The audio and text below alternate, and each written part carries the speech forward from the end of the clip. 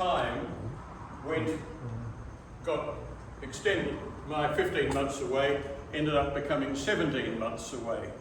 And in fact, interestingly, of the various jobs I did, and I moved rental cars over to Wales one night with a pile of drunks, and I worked in a theatre booking agency one time, and I worked at night in a coffee factory on an assembly line. But there I am in my 30s and pretty good at mental arithmetic. And I see an ad in the paper that says, croupiers wanted for the Golden Nugget Casino.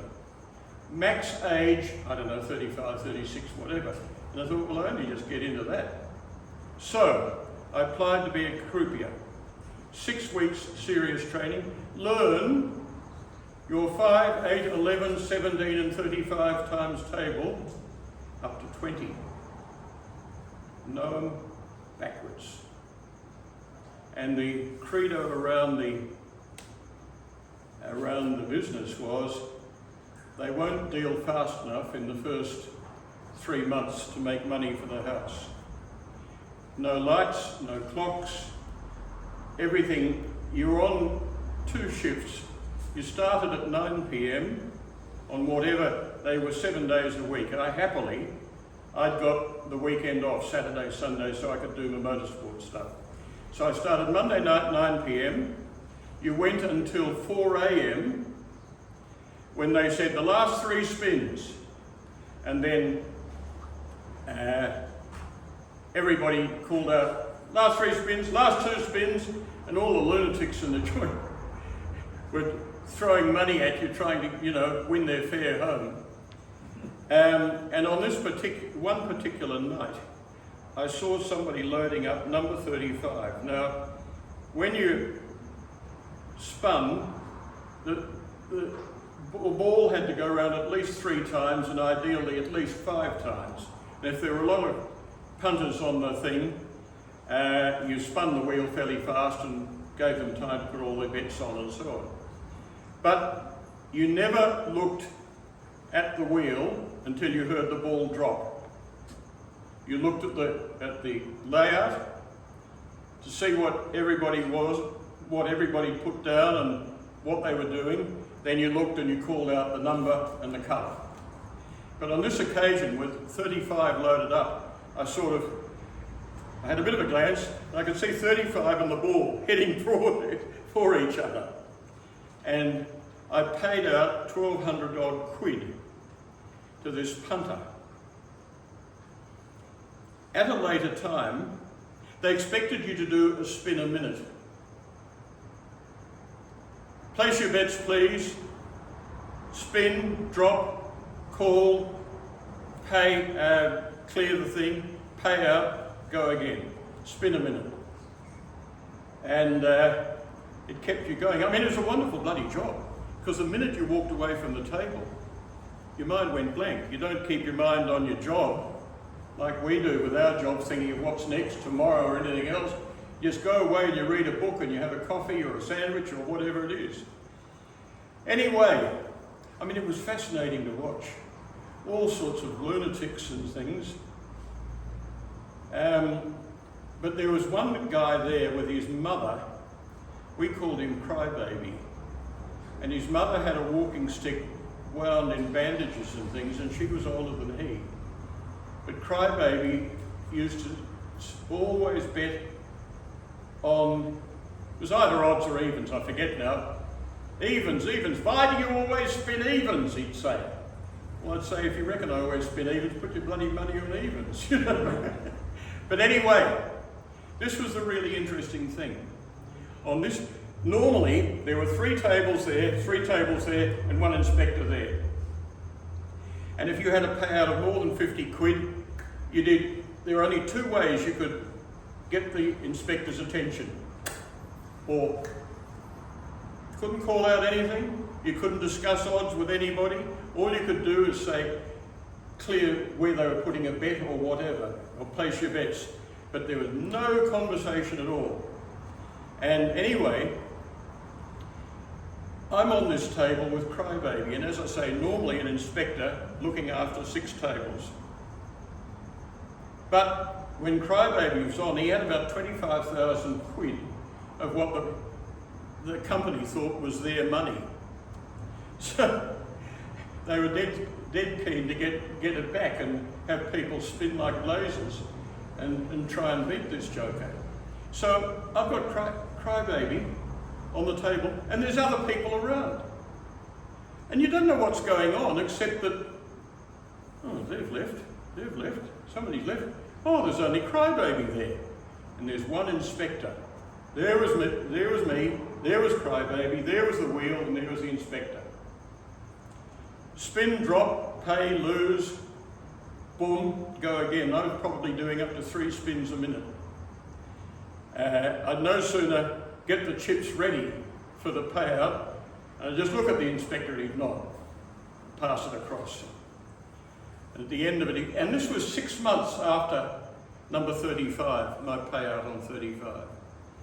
And the inspector said, "That was good, you spun well. It almost makes up for that 1,279 quid. I said, "Do you remember that?" He said, "I'll never forget it." So anyway, I leave there, and this is 1976 now. Bathurst is coming up, it's the middle of 76. I'm not planning to come back until early 77. And I get a telegram from Jeff Healy saying, "Bathurst, you're coming back." And I said, "Oh, Jeff, you know, I'm liable for this money if I do. On the other hand, if you brought the whole family back and paid all the airfare and everything, perhaps we could do it that way." And he said, "No, forget that, we'll see you next year." But he sent me a 1-inch tape of Bathurst. It wasn't a compilation of the race overall, it was just their tech, 1-inch wide, tech tape of a section of the race. And he said, "Sterling Moss is interested in competing. I want you to show it to him and talk to him about the race." So I follow Jeff's instructions. I get in touch with Sterling, and we go down to London Weekend Television. We play the tape and everything, and I tell him all about the race in Bathurst and Australia and all the rest of it. And away he goes, ultimately to come back to compete at Bathurst with Sir Jack. So that was an interesting catch-up with the lovely Sterling Moss. The next year, I get back in late April 77, and the next year, I'm wondering now what's happening with Channel 7. So there's a race meeting at Amaroo or somewhere, and I wasn't involved. And then there was another one coming along, and I still wasn't involved, and Mike Raymond was. And Raymond had been doing the highlights for the years prior to mine. He was at Epping in Sydney at their headquarters and compiling the highlights tape. And when I didn't make it in 76, they put him in as commentator. And I think he liked the idea and wanted to stay there, to the extent that I didn't think he wanted me back. So, I talked to the chief of Channel 7. He said, this is about June or July, he said, "Do you do other sports?" He said, "We've got the Moscow Olympics coming up and we're very happy with you and with Evan Green." "Oh, other sports? Oh, geez, I'm a bloody expert on this, that and the other." I list about 8 different things to go to the Moscow Olympics, you see. And as I go out of the corridor from his office, he says, "We'll be in touch." Good-o. Thank you. And here's the interesting thing. The late Evan Clifford Simons Green, whom I came to know at British Leyland. In fact, I got my job at Leyland in a job interview on Cleveland Street with Evan Green and me sitting on a motorbike. It was the end of the London-Sydney Marathon. It was the next day. And this Austin 1800 from the marathon is going down Cleveland Street. It stops at traffic or traffic light. And I pull up alongside it, and I look down into the compartment, driving compartment, and Evan Green lifts up his sunglasses. Oh, hello, Evan. And I'd had a service station at that stage and was getting out of it, didn't want to continue with it. I said, would you have any jobs at British Leyland? He said, you're interested, are you? I said, yes. And I'd talked to Castrol and to Wheels magazine, a couple of other places as to where I could throw my incredible talents and experience and confuse some people. And he said, I'm going down to talk to this car club in Canberra, give me a ring on Monday, which I did, and ultimately I got the job. And was there nearly 4 years. Now, Evan Green was a really lovely bloke. I learned an enormous amount from him, and he was just a terrific guy. And when in late 70, sorry, I'm hooking up my thing here. He continued the chat with Channel 7 about going to Moscow. And in fact, if he had accepted their offer, he would have hosted the Channel 7 television coverage of the Moscow Olympic Games. But he was working for an American car company. At that stage, he was working for General Motors. And America was out of the Olympic Games. They'd abandoned it, said, we're not going to be there. And Evans said, well, I can't go against the nation of the company that's employing me. I won't accept it. So that dear, lovely guy knocked back that particular job. So anyway, life goes on, and among various events that I'd done with Channel 7 was the Castrol 6-hour motorbike race. And late 77, and I'm nowhere at this stage, I've been a croupier in London. I'd applied to be a croupier at a couple of illegal casinos in Sydney and got a job at an illegal one at Rozelle. And as October was coming up, I said, I need October off, I can't work, because we had the Castrol 6-hour motorbike race, we had the Bathurst race, and we had the Southern Cross Rally. 3 major events, all in the 1 month. And they said, we can't give you the time off, and I said, all right, sorry, toodle pip. I didn't like them very much anyway, and I don't know if they liked me. So, I there am pretty much loose and floating. Except that I hear that ABC is doing the Castrol 6-hour motorbike race. Castrol 6-hour, I'm your boy. So, that was the start, October 77, of my work for ABC. I worked for them, TV and radio, motoring and motorsport, more than 20 years with Delroy, Tony Delroy and the Nightlife program, various other things, even a skydiving event on one occasion, several times the start of the Sydney-Hobart yacht race. I worked for them until the Australian Grand Prix in 2017, nearly 40 years. And it was funny because directors very rarely give you much direction. But on this occasion they said, because they used to do a Le Mans start, the bikes were on one side of the track and the riders were the other, and the engines weren't running, and they had to run across, and we hear the patter of boots and things, and then the engines start, and up the hill they said, we don't want to hear anything from you until they get up over the hill, top of the hill, then you can start commentating. That was the first time we started doing anything there. And that, as I say, went on, and ultimately I worked out that I've worked for Channel 2, 7, 9, I did some stuff with on the midday show, Channel 10, 2 RPH, I did 10 years of free stuff with them, and I worked out also, pardon me sort of pushing my barrow a little bit here, but I was proud to realise that of the 5 World Championship type events that we've had in Australia. World Superbikes, MotoGP, Formula One, World Speedway and World Championship Rally. And I have commentated, I think I am the only commentator who's commentated on every one of those events for a media outlet. There's many things we should,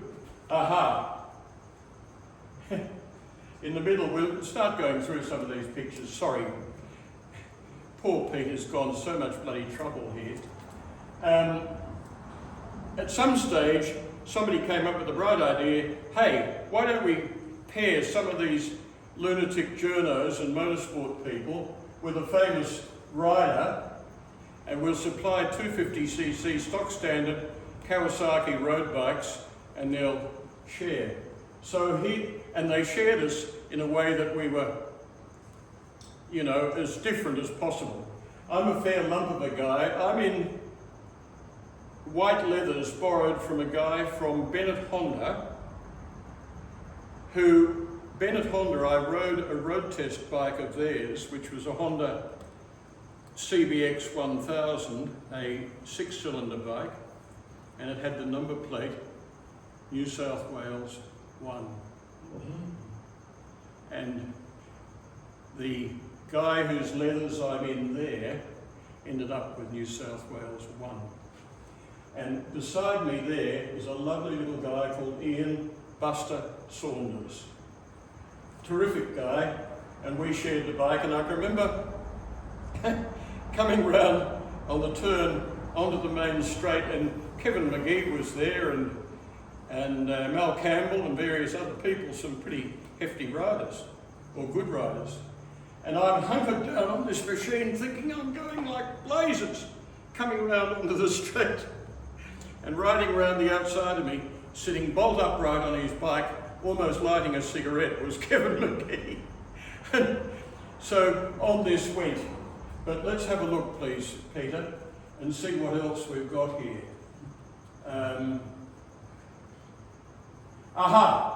Good one.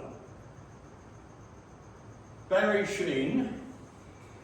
After Channel 7, SBS had got into Grand Prix motorcycle racing. And a lovely guy, we might see his picture shortly, that's Robbie Phillips on the right, who's recently fallen off a ladder for the second time and injured himself, but a tremendously good motorcycle racer and lovely bloke. But we used to do this stuff, and we used to get Australians who'd been highly experienced in racing in Europe. So if we were at Stuttgart, Don Cox would say, this guy, Hinton, Eric Hinton raced at Hockenheim in 1957. So we'd get Eric Hinton in as a guest. And we were doing that, and then I heard that Sheen had come to Australia. So through a contact that I had in London, I said, hey, would Barry Sheen like to come and be our guest commentator for this coming event? And they said, oh yes. So along he comes. Sheen was a little bit of a manipulator. So instead of alternating him with various Australians, he got to the producer and he worked very hard, and he said, you don't want all those Aussie blokes, you want somebody of my sort of talent and ability. And so Sheen got rid of the Australian character of it. We'd done a good enough job with the event, or with the telecasting of it, that Channel 9 had got interested and were taking it over. They were swiping it from SBS. And I said to Barry, hey Barry, you know, oh yeah Willie, oh yes boy. Yeah, thank you. Didn't happen. So let's have a look at some more. He's an interesting character. Back in Channel 7 days, I rode motorbikes reasonably seriously. I rode a motorbike Sydney to a Surfers Paradise meeting that we were televising, and this one at Catalina Park, Katoomba, a Z900 Kawasaki. Now this was interesting. In 1989, I get a call from Tom Snooks, who'd been organising the total oil economy runs for cars. And in 1989, he said to me, "Do you think the motorcycle people would be interested?" This was when I was at the Sunday Telegraph. I didn't finish the story, did I, about doing the Castrol 6 hour for the ABC. When I'm in the paddock there, after that meeting, I'd noticed that the Sunday Telegraph had Jim Lang Peach as their regular motoring guy, but for the last 3 or 4 weeks he hadn't been there. Peter McKay had been there and so on. And I thought, that's a bit funny. So I'm in the paddock in 77, and I said to somebody, "What's the story on Jim Lang Peach?" He said, "Oh, he got the sack. He upset Ron Hodgson about the Triumph Dolomite Sprint, and the job's available." And here's workless Willie thinking, "Wow, this sounds good." And Brian Hogman was the very senior, he was the editor-in-chief of News Limited. And I'd given him road test cars back in my Leyland days. He'd done a motorsport column in the Sunday Mirror with his wife. I forget what they call the column, but anyway. So I rang Hogman the next day, Monday. He said, "Come in and see me on Tuesday." On Wednesday I saw Red Harrison, the editor, and I started the next Monday, and I was 14 years at the Sunday Telegraph until sir. Well, in the interest of time, what sort of time are you? Sorry? In the interest of time, what sort of time are you looking at from Well, we'll rush through these. You know, am I going too long, Emma? All right. That was in 89. Okay, I'm sorry. You're right. 89, the Castrol, they had a motorcycle section for the total oil economy run, 2 from BMW, 3 from each of the 4 Japanese manufacturers, 14 bikes. That's just a motorcycle picture with Team Kawasaki. That's me with Buster again. That's me thinking I'm going fast on the 250 Kawasaki. Keep going. The next photos are the CX again, so we can talk through the CX photos. Sorry? These are the CX series now. Yeah, okay, well we've got that. I reckon the CX at the time, for a long time, I reckon it was the best laid out switchgear instrument panel I'd seen on any car. And I'd still have it up absolutely in the top 1, 2 or 3 of any car. It was just fantastic. Even to the fact, despite the radio was looking at the ceiling, and it came with 2 horns, a normal electric horn and also an air horn as standard equipment. That's the instrument panel on a CX. Now keep going, those hubcaps again. 0.28, well we know about the gear shift patterns of 4-speed boxes on these early CX related vehicles where 2, 3 are in the same plane, which was very sensible. Keep going. Yeah, well that's sort of the way things were when I was tootling around in Europe in 76, late 75. Just a Bathurst incident. And that's the follow-up Ampol trial 2 years after 1970 that Ogier won after having lost it in 68 with Bianchi. Sebastian Loeb, a gymnast who certainly years ago, if you were speaking to him here and you said, "You were a gymnast, were you?" and he could go whoosh, straight out of a sitting position in his chair. 9 times consecutive World Rally Champion, won 80 rallies, and anybody who thinks anybody in Formula One's any good, he won 917 special stages in World Championship rallies on ice, snow, bitumen, dirt, anything and everything, anywhere. Just a sensational guy that did an enormous amount for Citroen reputation. There's several of these. There was a guy, Tim Plastic Pemberton, who was a journo, and he came up with these pants and he quoted all these various journos: Paul Gover there, Alan Kennedy, Wayne Webster, Neil Crompton, Blow Me Down, My Brilliant Motor Racing Career, short story by Neil Crompton. Wife swapping, who's that? Further down, no, we haven't got. But Plastic did this, and Plastic also not only did that for the journos, but he also did an enormous amount for promoting Peter Brock in his early days. Some wonderful stuff there. All right. Well, look, there's lots of stuff, and perhaps we should finish it there. I've got stuff there, my thoughts on CXs and so on, but I'm sorry to have gone on for so long. The one thing I would like to show you, and that was a 2-year exercise by me with a shop at Kew in 2012, 2014, where I had all sorts of stuff and an enormous amount of it that I still have. But there's a picture there somewhere of me, of Peter Davis, and one Manuel Fangio. And in there we are, Peter, Fangio, and me. 1978 Sandown, wonderful meeting. Jack Brabham, David Mackay crashed the LM250. And the next day we went out to a place, Emu Bottom, little property in Victoria. And this was being organised by John Smales. And John Smales said to the local policeman, "We've got this guy coming out who can drive a motor car. He's pretty bloody good."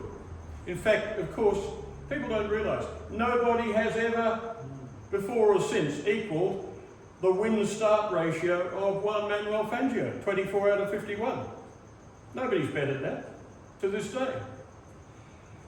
And he said, "We've got this guy there, and we've got this 6.9 litre S-Class Mercedes. He wants to take some journos around." There are only about 6 or 8 of us who'd gone to the morning tea at Emu Bottom. "But he'd like to drive fairly quickly, is that all right?"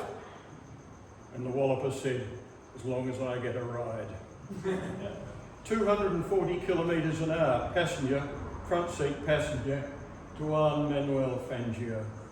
A lovely man, didn't speak English, had a translator with him. The funny thing was, he'd got a translator with him from Sydney University, who I don't think knew what this guy was all about.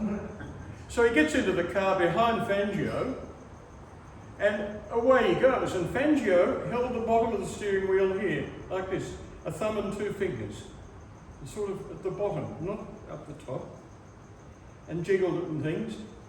And this bloke in the back seat thinks we're all going to bloody die, you know. What's wrong with these idiots? Think this is good, you know. But anyway, that was the way it went on. I, however, have bettered that speed on a Honda NSX release drive in Germany. I saw 270 kilometres an hour on a German autobahn, and I have done 240 kilometres an hour down Conrod Strait at Bathurst on a Kawasaki 750. But there's lots of other things to be told. Sorry to have gone on for so long. Any questions, you're welcome. Thank you for being patient and for listening.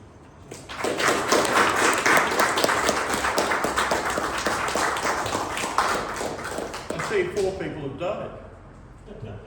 Well, thank you very much on behalf of the club. I'd like you to accept Oh, this goodness. token of appreciation. Well, that's very kind. And as I say, I'm sorry to have gone on for so long. But there's so much to be told. Yes, well, very interesting. Thank you very much.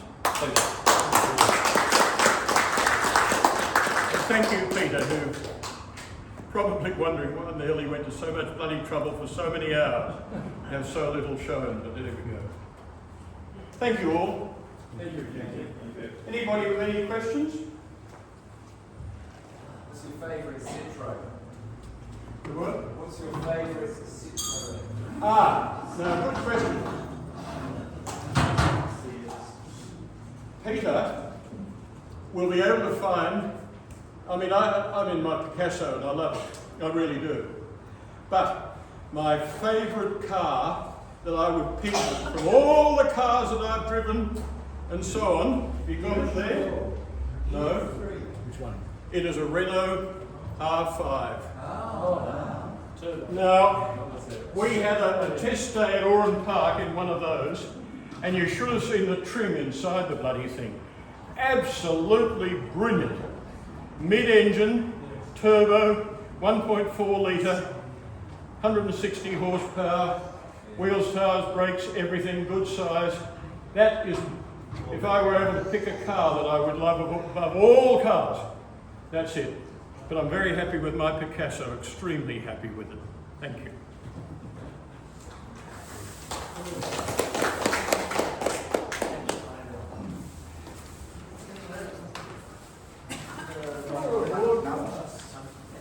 What sort of preparation is there? See you. See you.